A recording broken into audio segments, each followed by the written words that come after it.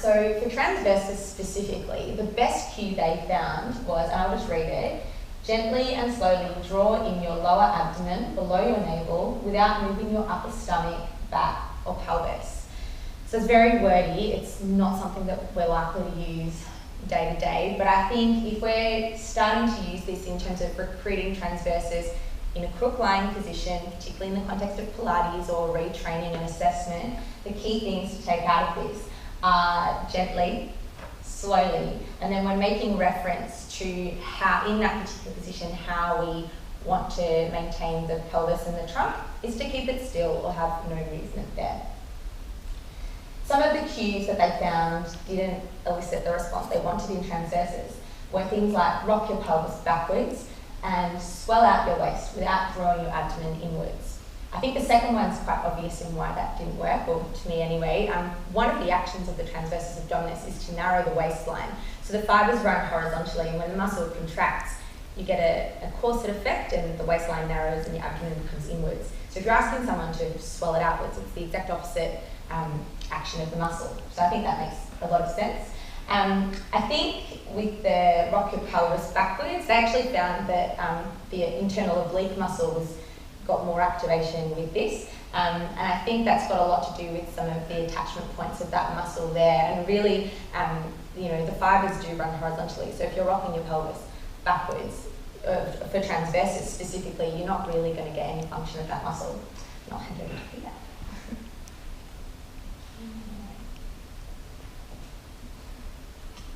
I'm just going to see if this works. So I'll just stand here.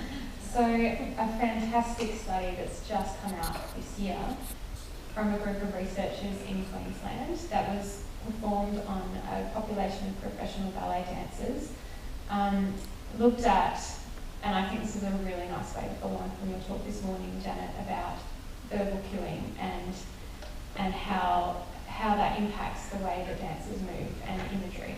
So I'm glad that we're talking about this today. So they looked at two groups of dancers. The first group were dancers that have had a history of low back pain. They didn't have low back pain at the time of the testing, but they had it in their history. And then dancers that have never recorded low back pain. I don't know how they found these dancers, but it's out there. And what they actually looked at were the biomechanics of the trunk under testing. So specifically, they looked at stiffness, properties of the trunk, and they looked at the ability of the lumbar spine to absorb shock, or they called it lumbar damping. So lumbar damping is the control of unwanted oscillation of movement, or the ability to move smoothly and with fluidity. So the way they tested them, they set them up in a semi-seated upright position with their pelvis stabilised. They attached cables that were weighted and anchored by magnets to the front and back of their trunk, and the cables then weighted down to the magnets. Now, in the testing situation, they would, at random, either the front or the back magnet was released, and then causing an unpredictable and random, at an unpredictable time as well, displacement of the trunk, so that the dancer had to correct their posture quite quickly.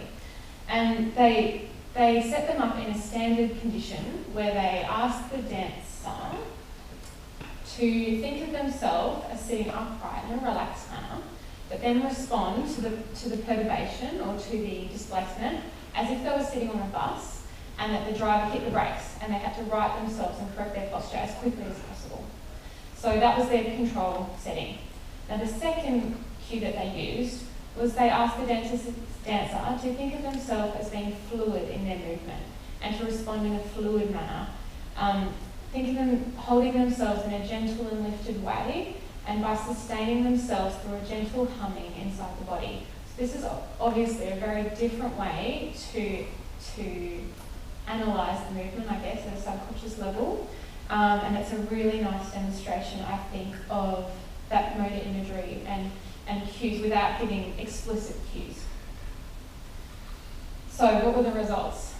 Well, it did show that dancers with a history of low back pain, even though they weren't currently experiencing any low back pain, did have less trunk control, did have less trunk damping than those that had never had back pain. And that's not a really unexpected find. That's not a big surprise. We know that from the previous research that Catherine alluded to earlier, that when people have a history of low back pain, they lose that, they inhibit their deep abdominal muscles, the transversus, and the other core muscles, and they get this compensatory bracing and stiffening of the superficial muscles that leads to a reduction in movement control, a reduction in their quality of movement. It also aesthetically, it just doesn't look as nice. When we're watching beautiful dancers, they can move with such fluidity and stiffness. It's, fluidity and, lack of stiffness. Anyway, it's beautiful to watch.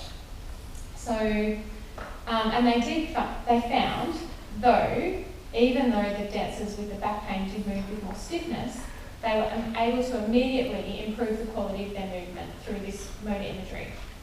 Immediately, just by thinking about moving with fluidity. So increase their capacity for damping, increase their movement efficiency. So the bottom line is, we have proof here in this study that imagery can evoke a fluid response and it can improve quality of movement, which is fantastic. And I think this is a great study, and it was the first of its kind that looked at this kind of thing in the dance population.